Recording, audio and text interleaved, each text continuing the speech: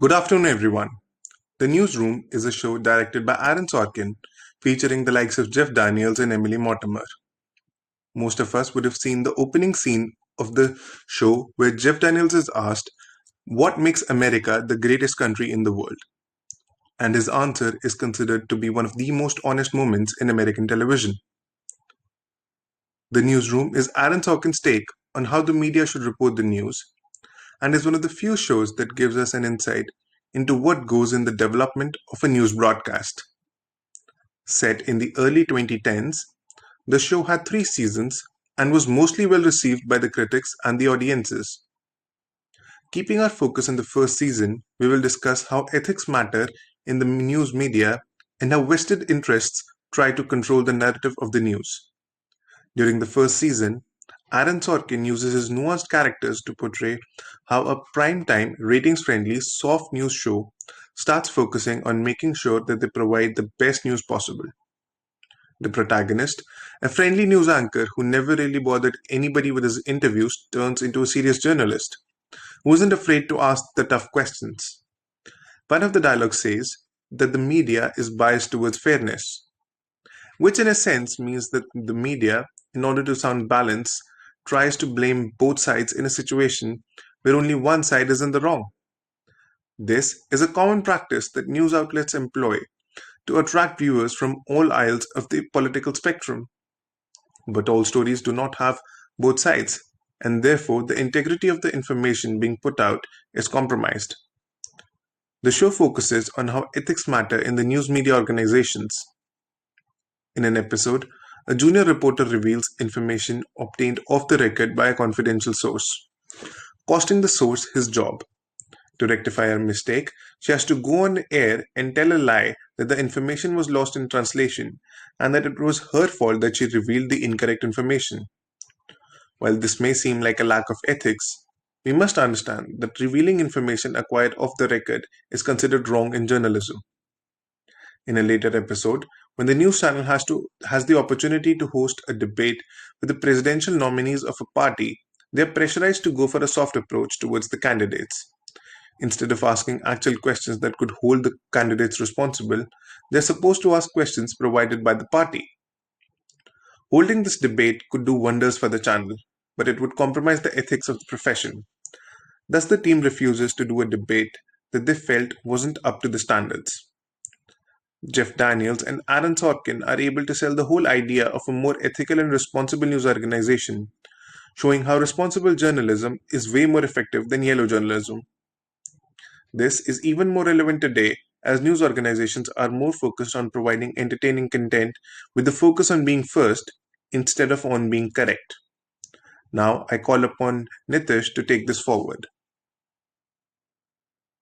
Throughout the time, the parent company of the news organization keeps trying to rein in the protagonist, as his hard-hitting journalism is angering the people in power. When the protagonist targets powerful businessmen, the owner of the parent company threatens to fire the protagonist if he doesn't tone down the attacks. Even under the threat of losing jobs, the team continues to work just as hard as before. In order to make sure that the people in power are not angry with the parent company, the owner of the company tries to frame the protagonist in a number of scandals, publishing tabloid articles defaming the man. When the protagonist goes after the politicians of a particular party, his news organization is made to pay. They are left out of the parliamentary meetings with the press and even shunned at political campaign rallies. This shows a systematic effort to quell the voices of those who dare to question the people in power. All through the season, you can see that the protagonist is paying the price for trying to provide better journalism. He even receives death threats and develops health conditions due to the stress. The fact that news organizations have to alter the news being reported so that they don't lose revenue or get shut down. This is often seen in the news media of today across the globe. The narrative is set by the advertisers as if they do not advertise, the corporations will lose the money they make. Thus, we see how news agencies are no longer independent and the news we see is rarely objective. Journalism is supposed to be the fourth pillar of democracy. It is supposed to hold the people in power accountable and act as a check on them. Journalism is supposed to be a very responsible profession. But because the news channels today are not independent and run after revenues, we often see irresponsible reporting. In one of the scenes of the show, while reporting the killing of Osama bin Laden, the news channel makes sure to not report the news until it is confirmed by the government, so as to make sure that no soldiers in combat are compromised. Instead of trying to report first, they try to report what is correct. In another situation, when a congresswoman is shot, while other news channels are reporting that she has died on the basis of second-hand knowledge, the news channel makes sure that they get news that has been vetted.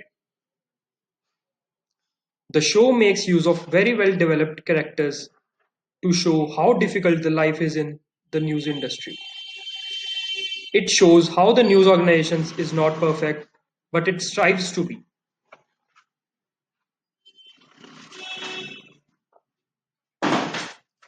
The critics of the new news organization call it smug and idealistic. But Aaron Sorkin attempts at showing that while being right isn't always possible, we must keep striving to do so. A show made in hindsight will always be able to portray the idealistic values, but it is a very good attempt at showing how yellow journalism should not be normalized and that journalism can still be a noble profession. Thank you so much.